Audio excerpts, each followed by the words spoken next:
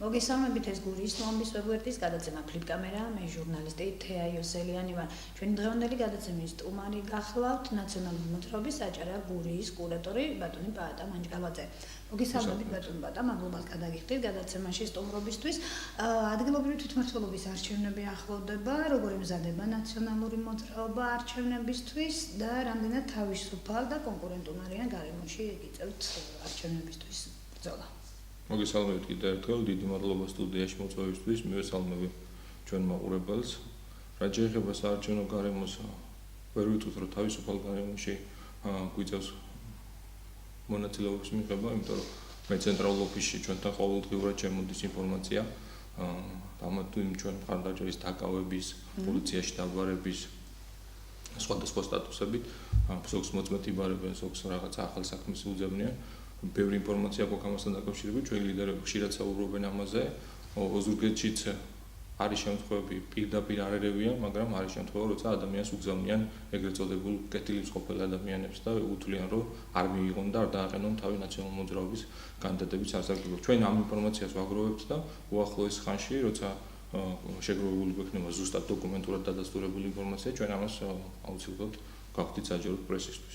ბატონო პაატა, ეს არის ერთგვარი შიში ოცნების მხრიდან, ან სხვა პარტიების მხრიდან, რომ ნაციონალები დღეს იმდენი გავლენა აქვთ, რომ მათ შერჩეული კანდიდატები მათ სერიოზულ პრობლემებს შეუქმნის არჩევნებში, თუ რა შეიძლება, რითი შეიძლება ეს ყველაფერი რომ ახსნათ? ქართულ ოცნებას ახასიათებს ილუზიური წარმოდგენები ბევრ საკითხში, ეხლა ნაციონალურ მოძრაობასთან დაკავშირებითაც მაგათ ესენი ფიქრობდნენ, რომ ნაციონალური მოძრაობა გაქრებოდა პოლიტიკურ ველიდან, მაგრამ როგორც აღმოაჩინეს ნაციონალური მოძრაობა კვლავაც აგრძელებს არსებობას და პირიქით დღითი დღე მის რეიტინგის მზარდი არის. საპრეზიდენტო არჩევნებმაც აჩვენა, რომ 400-მდე ადამიანი უჭერს ნაციონალურ მოძრაობას. როცა საბაზისოდ 400,000 ამორჩეველი გარანტირებული ყავს პარტიას, იმას ვერ ჩართული ნამდვილად სუსტ პარტიად და ამას გძნობენ მით უმეტეს იმ ფონზე ის დაპირებები, რაც ქართულ მოძრაობამ თავიდან დამორჩილებს, არც ერთი დღის მდგომარეობით შესრულებული არ არის და ქვეყანა ინერციის ძალით ჩვენს მიერ შექმნილი პროექტების ხარჯზე აგრძელებს არსებობას. ბატონო პაატა, როდესაც ხდება დაუშვათ იგივე შეხვედრების ჩაშლის მცდელობა, იქ არის ცემის ფაქტებიც, არის ფიზიკური თუ სიტყვიერი დაპირისპირება, ამას ყოველთვის ამართლებენ იმით, რომ მოსახლეობა ნაციონალურ მოძრაობას პასუხს აგებინებს ამ 9 წლიან მმართველობაზე.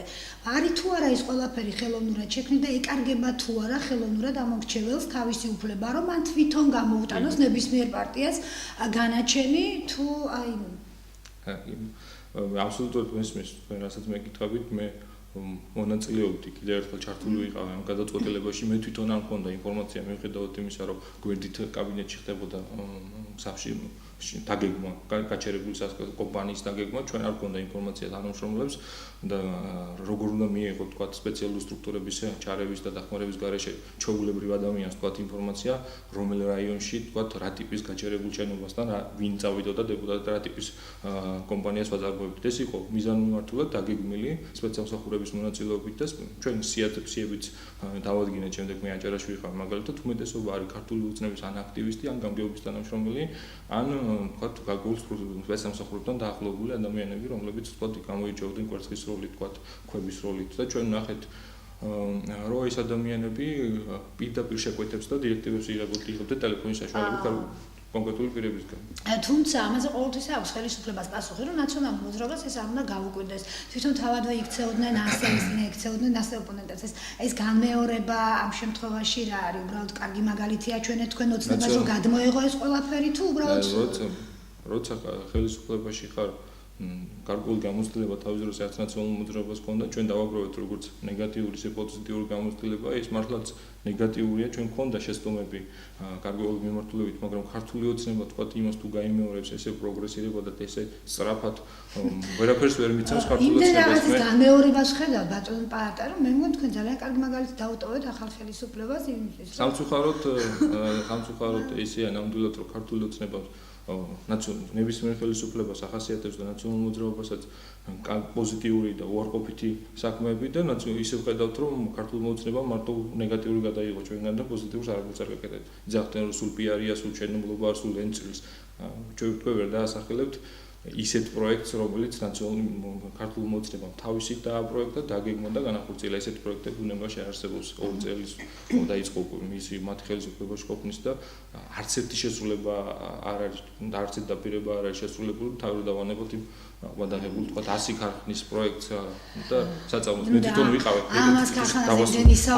დავასრულებ მაგას მე თვითონ ვიყავი ჩართული მაგ პროექტში ჩვენთან ჯგუფი მუშაობდა მაგაზე აი თქვენ რომ ნახოთ რას ნიშნავს ასე საწარმო მაგალითად სადღაც ხბოვარი ნაყიდი სადღაც როხა იყიდეს თქვა ესეთი პროექტები არის თითქოს განხორციელებული და მიღებული აქვს ხელისუფლებისთან დაახლოებული გარკვეულ პირებს ანუ ჩვეულებრივ ადამიანს არასდროს არგებია მაგ პროექტი გასაგები არის და საინტერესო არის აი ამბობენ ესეთ რაღაცასაც რომ ოცნება ძალიან დარწმუნებული არის გამარჯვებაში ოცნება ფიქრობს იმას რომ თუ ის ნებისმიერ დაასახელებს კანდიდატად ვინც არ უნდა იყოს როგორი წარმომავლობისაც არ უნდა იყოს როგორი ავტორიტეტიც არ უნდა ჰქონდეს ის აუცილებლად გაიმარჯვებს და ეს ყველაფერი მოხდება აი პარტიის რეიტინგის ხარჯზე აი ასეთ შემთხვევაში ამ გარემოში როცა ამას არანაციონალები არამედ სხვადასხვა პარტიის წევრები საუბრობენ რა მოლოდინები შეიძლება გქონდეს ნაციონალურ მოძრაობას ამორჩევნებში. საერთოდ არჩევნები არის დემოკრატიის ერთ-ერთი საშუალება არის, ეს არის ინსტრუმენტი ამის საშუალებით ადამიანების აქვს შესაძლებლობა ჩაირიონ პოლიტიკურ პროცესში. ამ შემთხვევაში მაგალითად როცა აზრი ეკარგება საერთოდ არჩევნების არსად, იმიტომ რომ ვთქვათ, ჩვენ ვიცით რომ ვინც არ უნდა აირჩიოთ, ვინც საპარლამენტო არჩევნები ჩატარდა, მერე ჩატარდა საპრეზიდენტო არჩევნები, ყოველთვის ირჩევენ ისეთ ადამიანებს, რომელიც არის პოლიტიკური არანაირი გამოცდილება არ გააჩნიათ ამათ და ყველა პირდაპირ დამოკიდებულებაში არიან ერთ ადამიანთან, რომელიც არის ოლიგარქი მათთან გააჩნიათ ვალდებულებები ამ ადამიანებს და პირდაპირ ვიტყვი პატრონულ დამოკიდებულებაში არიან. ანუ გადაწყვეტილების მიღება ინდივიდების მიერ კი არ ხდება ჩვენს მიერ არჩეული ინდივიდების მიერ. ისინი წარმოადგენენ უბრალოდ მარიონეტებს ერთი ადამიანის ნების შემსრულებლები არიან. წარმოიდგინეთ ახლა თვითმმართველობის დონეზე ხდება ესეთი რამე, რომ ანუ ჩვენ დავიჩევთ მარიონეტები, ესე გამოდის მათ ქართულ ოცნებას თუ ავიჩევთ ისევ ქართულ ოცნების წარმომადგენლებს თუ ავიჩევთ, ჩვენ სახელზე გვექნება რომ ავიჩევთ მარიონეტებს, რომლებიც ვერანაირ გადაწყვეტილებას ვერ მიიღებენ.